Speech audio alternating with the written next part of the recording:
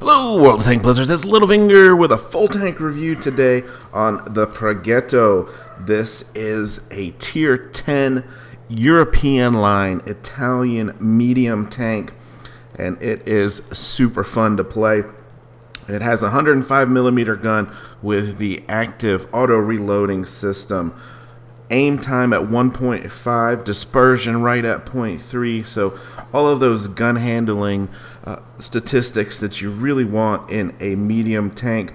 Armor is not great, about like a Leo, but you'll see it's got a nice sloped frontal armor here that will get you a few bounces. But apart from that, highly maneuverable tank, 58 kilometers per hour is top speed, so just this auto reloading system makes it unique and a really fun tank to drive. Let's look real quick at my loadout. 37, 16, and 6. Make sure you're buying your premium heat with the credit button there. And I'm not carrying too many HE rounds because you'll see my difference between pen. The damage is 350 for APCR and 400 for HE. So really not worth the risk of not getting a full pen on that. Equipment, you'll see I'm running calibrated shells, defense system, improved optics, supercharge. I am running enhanced armor. This is the one I really could see being a switch over just to get those extra 115 hit points since your armor's not that great. Engine accelerator, vertical stabilizer, enhanced tracks, and consumable delivery system. Alright guys, first game, Naval Frontier here, and you'll see on the top of the screen tiers 1 through 10 on the European line, and it really was a nice easy grind in my opinion, all the way up to this beautiful tank here. I played, 8 battles in the 10P, 14 battles in the 14P, 16 in the Lago. Tier 5, I played 12 battles. The P43 Bis, I played 36. P43 Tur, I played 46. And 50 in the Pantera. So fairly easy grind up there. When you get to the Tier 8 Pantera is when you get into this auto reloader. So you can see fairly standard procedure for me to come to the middle of the map here. We do get spotted, so we back around. I now have 2 heavies in front of me, so we'll let them have that opening to the middle, and they are capping C. So the E50's coming up. We're aimed in here, expecting a shot in on that side of the turret, and sure enough, we get that to go in. And as you can see now, the third shell is actively reloading, which is the difference here between the active and the passive reloading systems. The other one, you have to mentally make that decision. Should I go ahead and go for the long reload? But obviously on this tank, it automatically reloads for you if you're not shooting. To maximize your damage per minute, you really want to just live on that last shell because it's got a stair-step tier down reload. That third shell reloads faster. Now, to map awareness here, obviously they had capped C, and I knew that we had a weak spot here on the enemy on the backside, so I used my speed, came around the corner, distracted that E100. I've got 2 tanks that have now followed me in, and we're just picking apart this poor little E100, catching him out of place, really just pushing too far. Now you can see we're on a full reload here, and we've got that FV just over the hill, that ridge line. Nice gun depression there, gets that first shot in. Second shot gets in. Now we're going to reload and get into cover, and you can see this tank just really does move so well. So we're at 3,000 damage already. Just a quick 10 shots landed there, I guess. It just didn't seem like it. And that's, with your ability to just unload shell after shell like we're going to do here on the E100. we're up to 4,000 damage. But they still have 2 caps, so the game is not over. We are down, obviously, in cap points there. And it's only a 1 tank difference. So we've recapped B, and I'm driving into C here to recap it. And here we go, guys. Probably haven't seen too much of this, but here's the Sheridan with the rocket launcher in it. Tank is obviously out in test series. There goes that rocket, and he just didn't get it down low enough. We've got all 3 caps. We're at tank advantage, and he's already shot his rocket. He's on a long reload, and now is only the last tank left. So maybe we can get one more shot in here. Just see how well that tank turns. Maneuverability, obviously he's trying to get into our rear to do max damage there, and gets taken out. 5,000 damage in such a short time.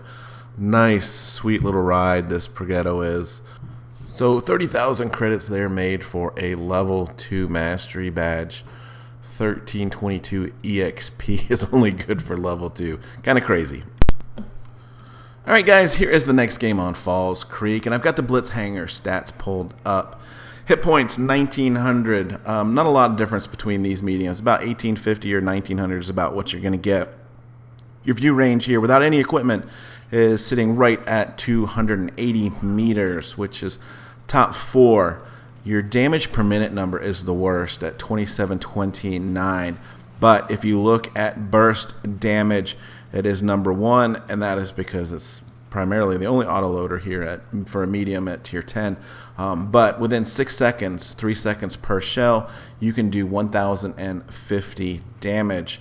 Your pen number is right in the middle of the class, so it's not great.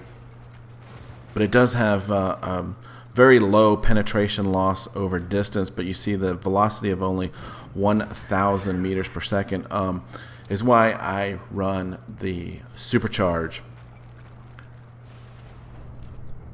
Obviously, there's the list there. 7.7, 6.34, and 4.98 seconds is your time to reload the first, second, and third shells. So really, if you want to maximize your damage per minute in this tank, you want to just live off of that third shell, reload just under 5 seconds. Looking at some of the other stats, they're just okay. Aim time is good at 1.54, and dispersion is pretty good at 0.308. Got 9 degrees of gun depression. And, one of the things really that I guess doesn't get talked about too much with this tank is 43.74 turret traverse speed is on the slower end. You've got 58 kilometers per hour forward and 23 backwards, which is the fastest in reverse, which comes in handy even in this game, and we'll get to that on a second. Your terrain on different surfaces is reasonable. It moves okay. It certainly does not move like a Leo or T62, but your concealment numbers are good. So back to the game here. We've got this WZ out in the open, and I've crested over this hill, and I'm just going to take a huge beating there. Did not think that grill, I must have been, just came out of there, and I did not expect him to do so, and got me good. So kind of leaves us precariously there at 479 in hit points. We're going to come behind this rock, use our 9 degrees of gun depression, and see if we can get any shots in.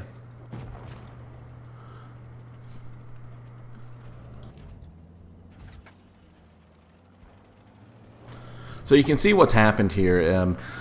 All of those heavies that were down at the bridge pushed in and have finally taken out our last tank there. And it's really just the 3 of us that were in the flanking maneuver that are remaining. So we're down a tank. And I've only done 1,700 damage at this point in time, so really wasn't that active in being able to get shots on target.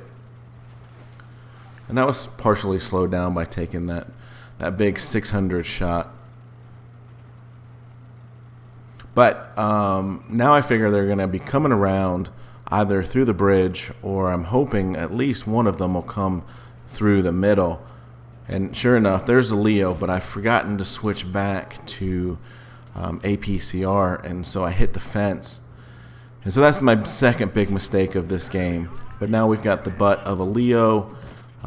He's going to be 3 shots for me, so I switch back to APCR, and I'm assuming he can't see me. I'm not spotted at this point in time. So finish him off, and now it is just myself and this T-62A. Both of us are basically one-shots to this mouse, who is over 1,400 hit points. So got a shot on the side just barely, but we get it too low, so he's managed to survive. Now I'm going to fast forward at this because it's a little bit of cat and mouse going on here, just trying to bait shots and get him exposed, but he does a really good job of just staying next to the hard cover and kind of keeping us at bay. Now I'm expecting the T-62 to go back around and flank him at this point in time, but he actually here drives to cap. So I'm just trying to keep the mouse spotted. And finally he's going to show me a side spot here. We'll get one shot to go in. And just keeping him occupied, hoping that T-62A can get some shots in. But now he's all the way at base, and there's not enough time to cap it out either. So again, I see that he's going over this ridgeline here. Shot underneath the tank. And not to belabor the point too much, but this active reloading system, you know, I would have to consciously make an effort here to reload if I only had 1 or 2 shells in the magazine, and I'd have to wait, 20 plus seconds to do that. So that really is the huge benefit to this tank and this reloading system, that I constantly have 3 shells in the magazine, and as I said, that's 1,000 damage I can do in 6 seconds, and we've only got 30 seconds left on the clock, so I am going to need some help here. He's gotten distracted. There's the first shot. Second shot into the side of the turret. One more shot. Can we get it in? Sure enough, there's the kill shot. 4,189 damage. Really exciting little end to that game against a very heavy, well-armored mouse. And an earned victory. Teamwork there with the T-62A. Alright guys, last game here on Black Goldville. And we are in a supremacy game, and if you look to my right, we've got a Sheridan. Yeah, this is the anti-tank missile tank. It's going to be 2 American light tanks at tier 9 and 10 with this. No T-49A, and the mechanics have been changed. And when I've seen it here on the EU server as a test game, it hasn't been OP in any way. So I'm going to push up into the caves here, and it gives me a good opportunity to talk about the playstyle of this tank. I'd be very cautious playing it as a frontline brawling tank. I don't think you want to get into a situation up against an Object 140 or Type 62A or anything like that, because their damage per minute numbers just sheer outbeat you by a good, 15%, 20%. You're at 2,700, they're at 3,300. That's 500 damage per minute there different. So they're going to take you out in a one-on-one situation. So keep that in mind. I think you really want to be more of a frontline support tank. Go with the mediums, get some spotting up. Don't sit on hills like this, or else you will get shot. But, you know, I just think the gun is super accurate. You can snipe with it, and just use it in situations where you would, like with a heavy autoloader, where you clip out 1,000 damage and then you run away and hide and reload. But it also gives you the flexibility to get 1 or 2 shots in, hide while you're reloading, that you don't in a standard auto reloader, so to speak, one that you have to manually if you only have 1 or 2 shots in the clip. So back to this game, you know, we're at 600 cap points. We're over 100 ahead of them. We've got 2 bases. That's just going to keep expanding the longer that we stay alive. But you can see their heavies are now starting to make a push, and we'll push into B as we get shot in the back by that mouse. There goes the Sheridan missile, 491 in damage. He gets shot from behind by that Yag Tiger, and then I finish him off. We've got a Progetto sitting out in the open, so take a shot in on him. We are fully reloading here at this point in time, and I probably could shoot right where I'm aiming, but decide, you know, I'll just go ahead and wait, seeing as he's not lit up. There goes the Sheridan missile. Kind of funny to see. But now they've capped B, and they're going to catch up quickly in hit points. So, you know, back to the playstyle of this tank. You're not going to get a lot of bounces on it. The armor is marginally better than a Leo. Like I said, that nice frontal sloped armor, if you can keep it pointed towards your target, you are going to get a few bounces off of that. But really, that's about it. And the reason I put this game in actually is because I do get a very lucky bounce at the end here. IS-7 having trouble even with it angled down. Unload my clip, and you can see we're barely hanging on to a lead here. And here comes the WT. He's going to take a missile there, and we get 1 shot into him, and he bounces. Only 20 points away, but we kill him with a ram and finish this game off. Only doing 2,000 damage, but we were kind of in a position of just being able to snipe. We really didn't have an opportunity to move around. It was good team effort there. But it is a fun tank to play, and don't get me wrong, it moves extremely well. Obviously, it's got a nice, accurate gun. And the active auto loading system is really unique, and I think that's why you see this a lot in tournament play, even though it doesn't have the on paper damage per minute numbers that one might like to see. So with that, guys, I hope you've made it up this European line. It's a fun line to play. I don't think there's really too bad of a tank in it. Standard B is giving me a little problems just because of the gun depression, especially on the back side of the tank. Got to get used to that. But besides that, I hope you've got a few tips out of this video, and you have hit that subscribe button for me. And as always, have fun out there, stay safe, get educated, not fingered. Littlefinger out.